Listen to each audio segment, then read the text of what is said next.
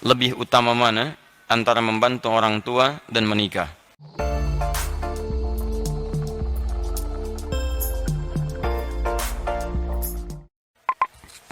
Umur saya 27 tahun.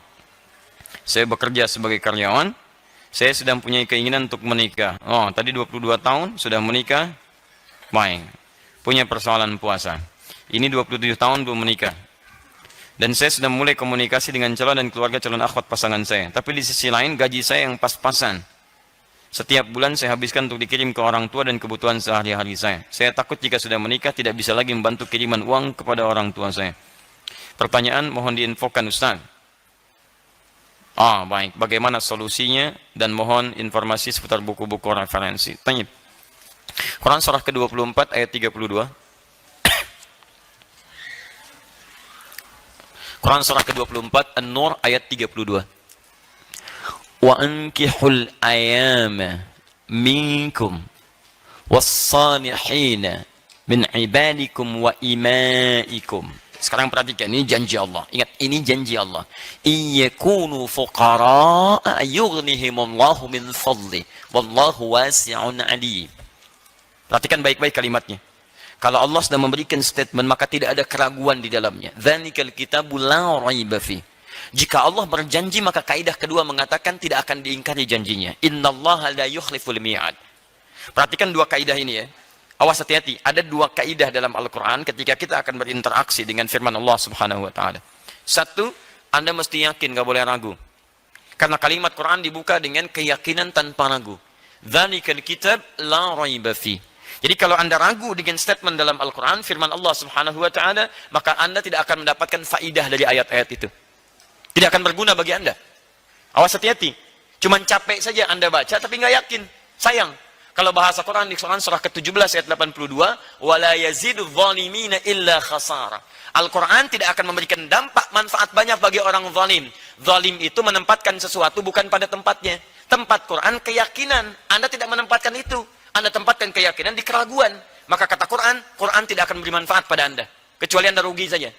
Ini kaidah pertama. Yang kedua kaidahnya, jika ada janji dalam Al-Quran, maka kembalikan hukum janji itu kepada Allah yang kaidahnya ada di Quran surah ketiga ayat 9. Innallaha la yukhliful mi'ad. Allah tidak akan pernah menyalahi janji. Ingat baik-baik. Yakin dengan ayat. Jika ada janji, yakini janji, maka Allah tidak akan pernah mengingkari janji. Modal ini Anda ambil, maka Allah akan berikan segala hal yang tercantum dalam ayatnya, mengiringi Anda dalam kehidupan harian dan capaian rencana-rencana Anda. Sekarang Anda punya rencana. Rencana Anda untuk pernikahan. Anda katakan, saya khawatir ketika menikah tidak punya cukup biaya untuk menghidupi rumah tangga. Sementara ada orang tua yang sekarang tengah saya biayai. Saya terjebak di dilema di antara dua cinta. Cinta kepada ibu, cinta kepada calon untuk dinikahi. Mana yang harus diutamakan? Perhatikan janji dan solusi Allah di sini. Lihat kalimatnya baik-baik. Wa ankihul ayama minkum was-salihin min ibadikum wa imaikum. Hey, saya ulangi. Orang-orang yang tengah sendirian, single. Kalau jomblo agak kurang enak ya. Hey, orang-orang yang masih single. Ya, ayo dorong mereka untuk mau menikah. Dorong untuk mau menikah. Tentunya dengan syarat-syarat yang telah ditentukan dan berlaku syarat ketentuannya. Ingat, tidak semuanya setiap yang sendirian itu menikah. Hati-hati ya, ada ketentuan-ketentuan yang terurut di situ. Ada kemampuan secara, awas hati-hati, secara mental, secara fisik, ada secara materi yang cukup untuk kepernikahannya. Dan turunan-turunan yang lainnya. Sekarang kalau Anda memenuhi itu, maka kata Quran, ayo dorong untuk menikah. Daripada nanti, maaf ya, keadaan Anda tumbuh berkembang, fisik Anda berkembang, emosi berkembang, ada kontrol yang tidak mulia di dalamnya, maka terjebak dalam perbuatan maksiat di situ. Maka dorong untuk menikah. Bahkan status tidak menghentikan sunnah pernikahan terjadi. Mau Anda merasa orang bebas ataupun maaf dalam perawatan orang lain. Ya, maka dulu ada kondisi perbudakan. Datang Islam dihapuskan perbudakan. Cara menghapuskannya ada dengan pernikahan, ada dengan pemberian, ada dengan kemudian pembebasan diberikan infak, sedekah atau pembebasan tertentu. Maka Islam datang menghentikan perbudakan. Perbudakan dulu ada dalam nuansa barat. Ada di dunia-dunia barat. Datang Islam dihentikan, hilang perbudakan. Dimohon maaf, tolong jangan ajari orang Islam tentang masalah mengatasi perbudakan. Karena teori hilangnya perbudakan itu datang dengan risalah keislaman. Mohon maaf ya. Itu jelas pembuktian dalam sejarahnya. Bahkan kata Quran, mau budak, mau orang yang dirawat, mau macam-macam, mau statusnya merasa kurang, ingat tidak menghentikan sunnah pernikahan terjadi pada Anda. Capai rencana ini, siapkan persiapannya, sampai kemudian pada masa itu lakukan pernikahan. Perhatikan, ini yang paling menarik dan ini intinya. Iyakunu fuqara, pakai in.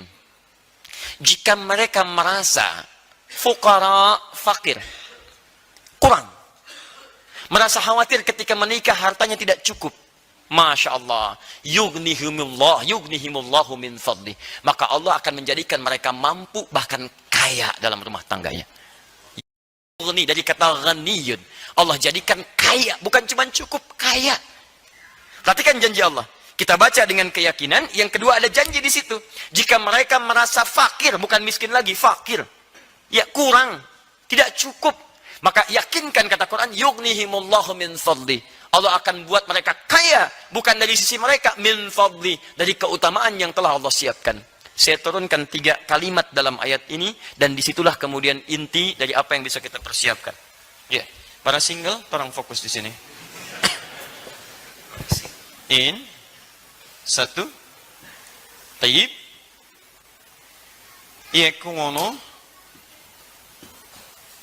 ini, fuqara. 1, yughnihimullah. Perhatikan kalimatnya. Kalimat ghani disandingkan dengan pemiliknya, Allah. Kemudian yang ketiga, min fadli. Bahkan nanti ditambah dengan akhir ayatnya, wallahu wasi'un alim, ya. Kita fokus pada 3 hal ini saja. Perhatikan baik-baik. Di sini perasaan kurang disebut dengan fakir. Fakir itu tingkat paling rendah, bahkan di bawah miskin. Makanya ketika diberikan zakat, itu fakir dulu baru miskin. Quran surah 9 ayat ke-60. Innamas sadaqatu lil fuqara wal masakin. Miskin punya pekerjaan, tapi hasil dari pekerjaan tidak mencukupi kemudian, ya, tidak mencukupi dari kebutuhan-kebutuhan yang dirasakan perlu untuk diselesaikan. Fakir, pekerjaan nggak ada, nggak jelas, dan tidak ada pendapatan yang jelas untuk memberikan penghasilan untuk membantu pada kebutuhan-kebutuhan. Di fakir. Jamaknya fuqara. Perhatikan, Quran mengambil yang paling dalam, yang paling rendah. Bahkan jika kalian pun merasa fakir, bukan miskin, fakir. Jadi berada dalam tingkat yang sulit, kayaknya nggak bisa saya nih. Sulit, bagaimana caranya?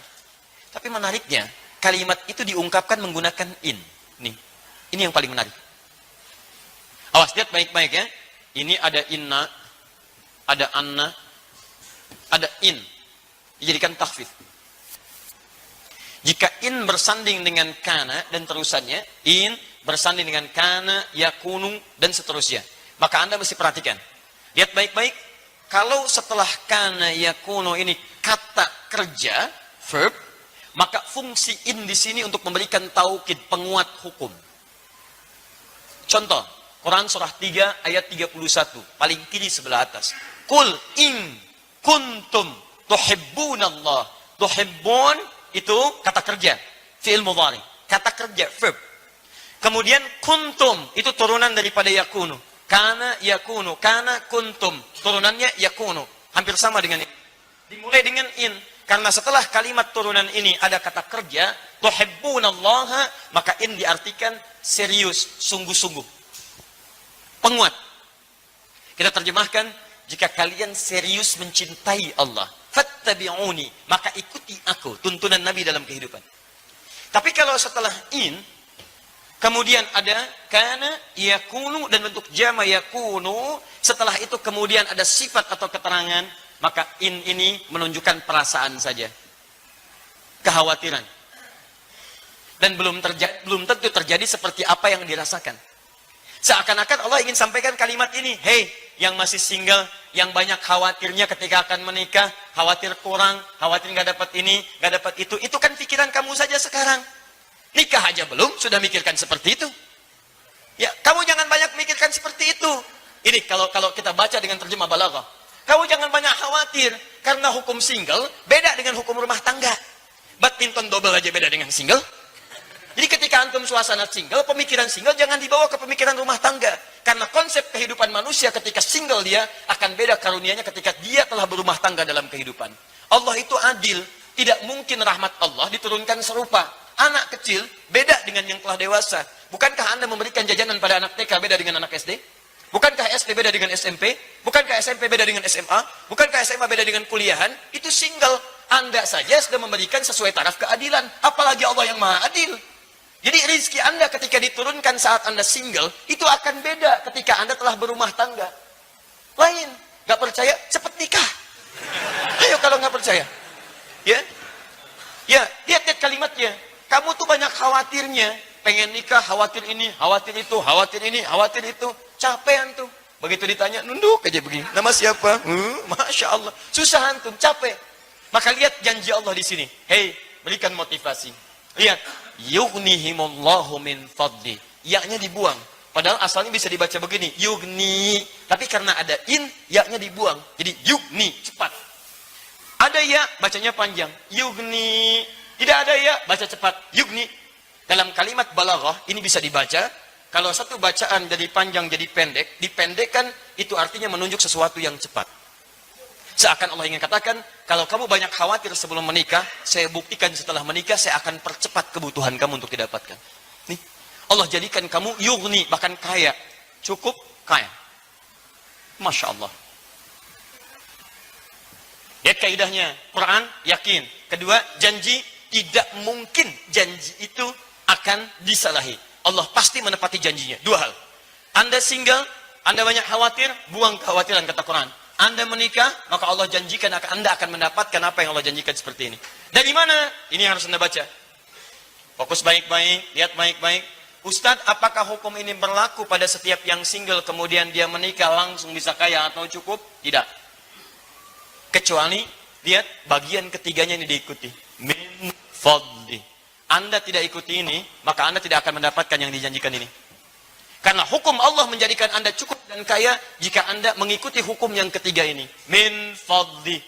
Maka dari itu sebelum menikah, Anda turunkan hukum min fadli ini. Apa yang dimaksud dengan min fadli? Bagaimana caranya mendapatkan keutamaan ini? Seperti apa ini diikuti? Bagaimana cara menitinya? Demi Allah saya katakan, saya sudah mencoba untuk mengamalkan apa yang disampaikan Quran ini. Dan hasilnya tidak akan pernah ada janji Allah yang disalahi. Semua terjadi teman-teman sekalian. Janji kekayaan hati, janji kenikmatan dalam kenyamanan, janji suka dalam duka, janji segala yang tercukupi. Demi Allah saya katakan, ini kuncinya ada di sini.